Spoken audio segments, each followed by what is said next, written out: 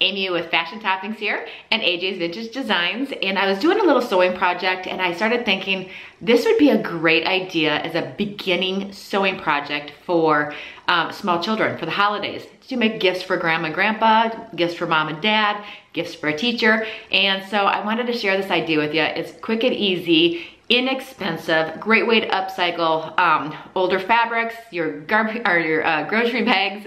It's a great project. And it also, the kids can be successful doing this on their own with a little bit of supervision. Okay, this is a sewing project. We will be using a sewing machine, so you know the smaller children will need supervision.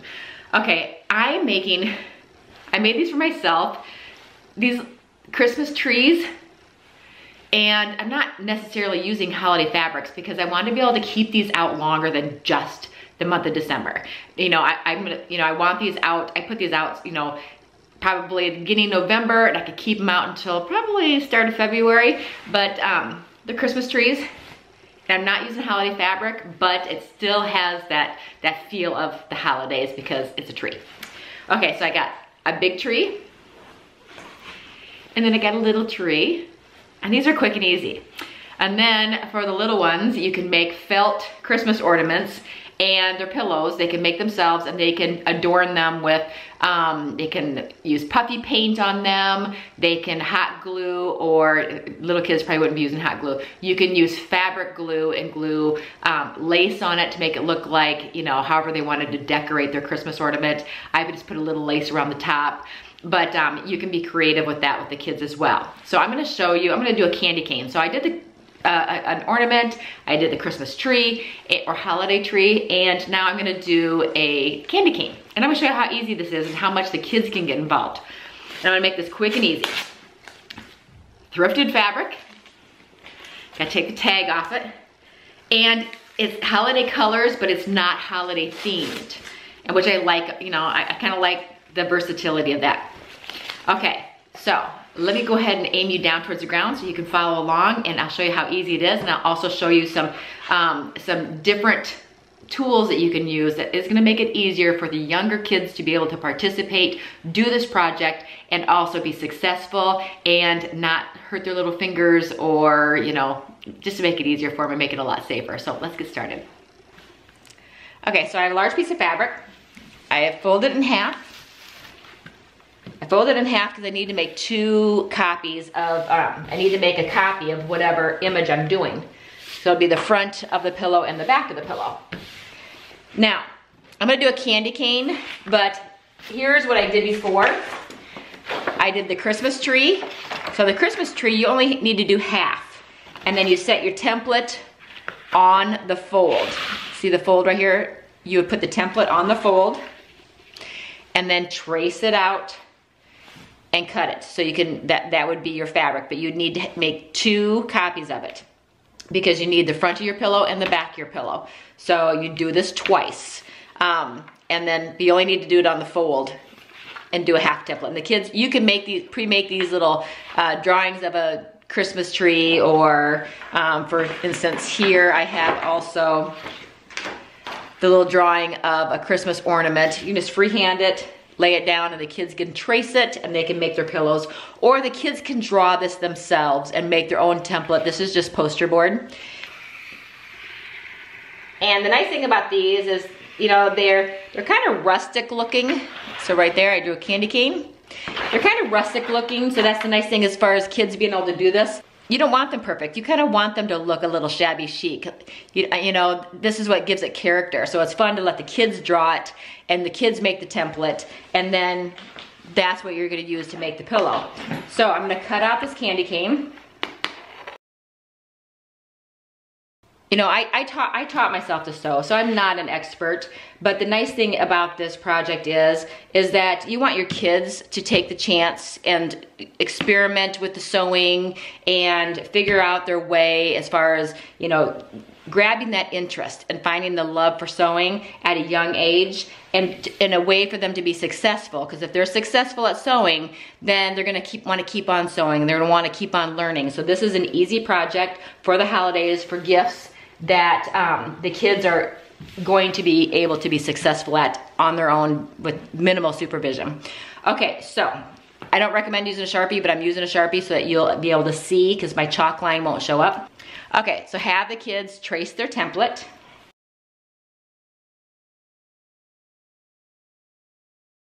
Now we're gonna go ahead and cut this out.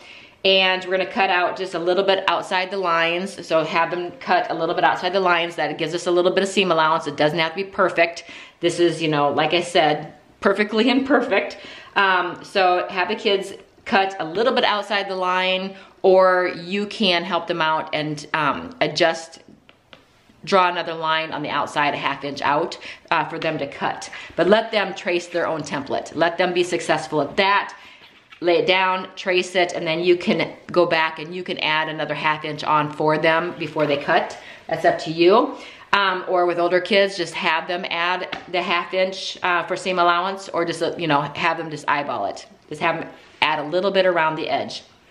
This is perfectly imperfect, so there's no exact science to it. Now, for the younger kids, when you're using cotton fabric, it will fray. So get a pair of pinking shears. I don't have a pair here, but pinking shears, because I don't have little kids at my house.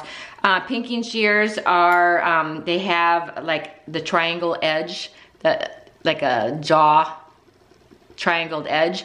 When you're cutting, it's not so sharp. It doesn't seem to be as dangerous. And the kids can cut and you don't have to worry about the fabric fraying, and we'll be able to stick with just doing a straight stitch. A straight stitch is what you want to start your kids off with, is using as just a straight stitch.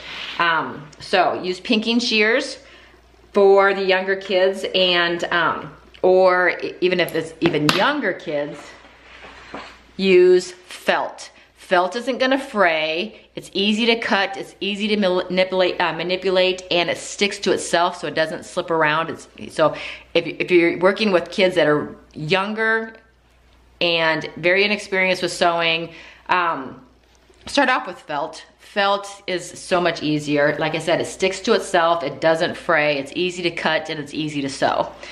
And, but for the older kids, you can use a cotton fabric.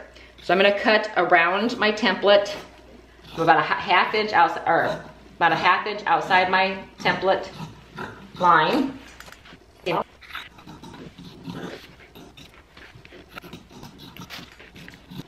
Okay, we've cut out our fabric, and as you can see, I roughly just cut a little bit outside of the template lines. That allows for seam allowance.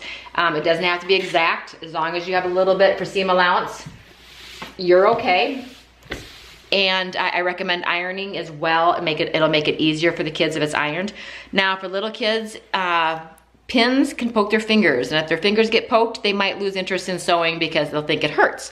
So use these little clamps. You get these at most fabric stores, these little clamps, and use these instead of needles. You just clamp them on to hold your fabric in place all the way around. Just clamp it. These little things are nice. I mean, the kids are able to do this all on their own. No poking themselves, no one getting injured, no one stepping on a needle. Makes it nice and easy.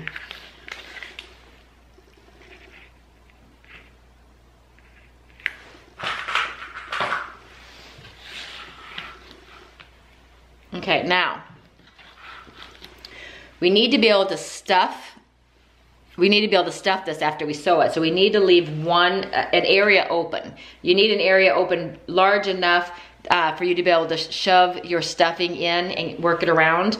Now, the least obvious place to put that would be down here at the bottom. So I'm gonna leave this whole bottom open to stuff, you know, whether we use bags or polyfill or whatever we're gonna use to stuff this with.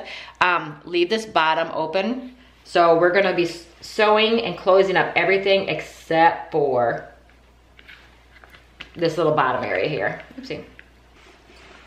Okay, so now they got it all pinned using my little clamps. Let's take it to the sewing machine and let's get this sewn up. Okay, so you can see my little blue line. That's where we traced around our template. And then here's the extra fabric, which is our seam allowance. We are going to, this is the end of the candy cane, which is gonna get left open. So I'm gonna start on the side, and I'm gonna follow my line. This is on here, and I'm gonna set that line right underneath my foot so my needle will come down and land right on that line. Let's see this. There we go. So check, when that needle comes down, it should land right on your line. Keep your needle in the down position. That will help the kids, so if they stop, their fabric isn't gonna slide off the sewing machine. They have more control over it. So make sure you hit your setting to have your needle left in the down position. Now, some sewing machines have the fixed stitch, some have the back stitch. I have a fixed stitch, so that's how I'm gonna start. And I'm doing a straight stitch. If you use pinking shears, you can, not have to worry about fraying, or you can do a zigzag stitch, but I don't recommend zigzag stitch with little kids to get started. You want them to be able to follow the straight line, so keep it on a straight stitch, and we're just gonna, if you can get pinking shears, you use pinking shears, and that will keep it from fraying. Okay, fixed stitch. And just while you're sewing, just have your kids follow the line that they drew on their fabric, all the way around. Removing the clamps as they go.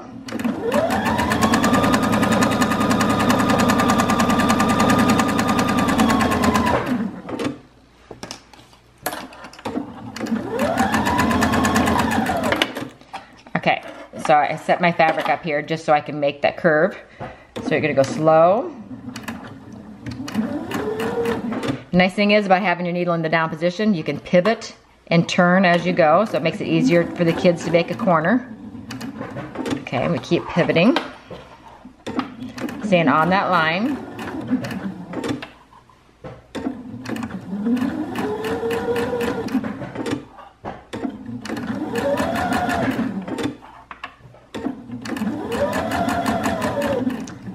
Okay, now I'm coming to a corner. Use the top of the candy cane, where I'm gonna have to spin it to make the corner. That's what's nice about having that needle in the down position.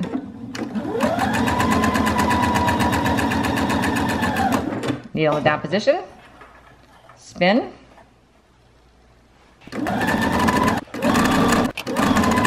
Back.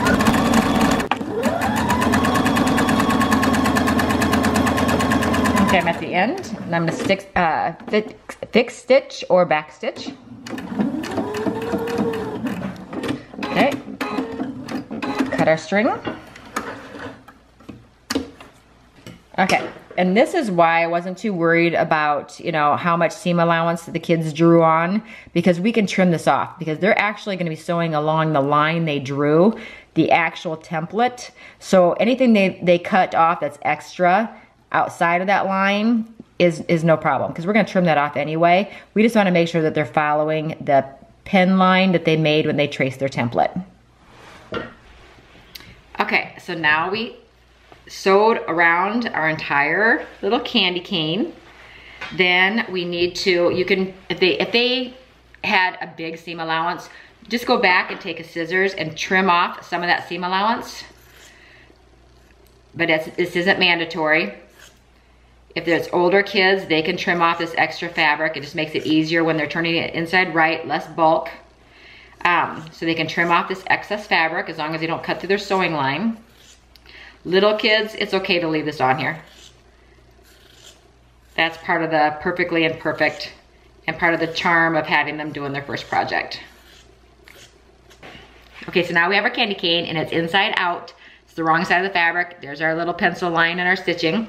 Now we want to turn it inside right. So we left our end open. So now we just have to turn it inside right. Okay, you have your choice. You can either use like polyfill, which I have some extra here, or you can upcycle your garbage bags. So, like I said, we're gonna make this inexpensive. It's gonna be a little noisy, but we're gonna make this inexpensive. So we're gonna put a bunch of recycled grocery bags, just shove this full.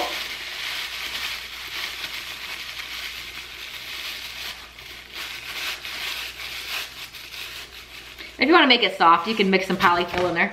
Put it in, shake it down. We can just keep working it. Just like putting on a pair of socks. Keep working it down there.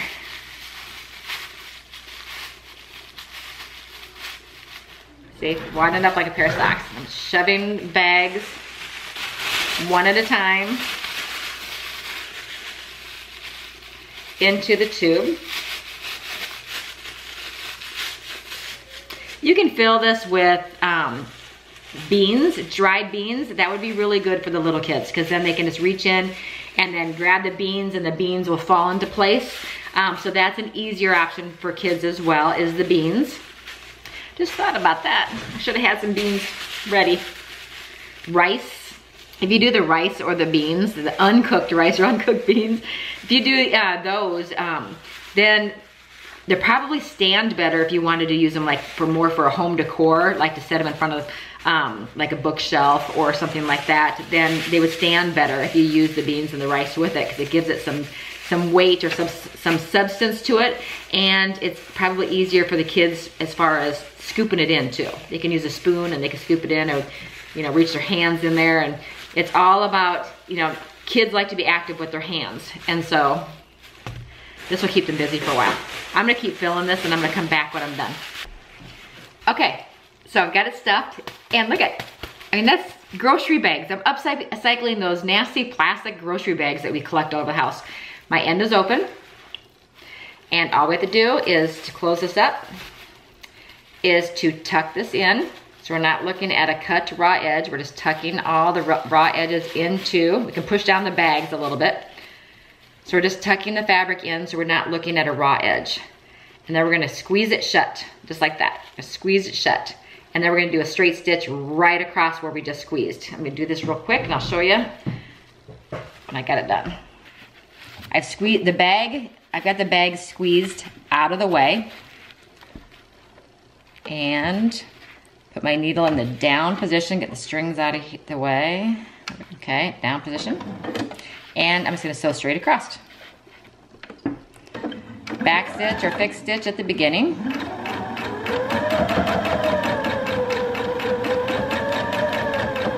I know you probably can't see this.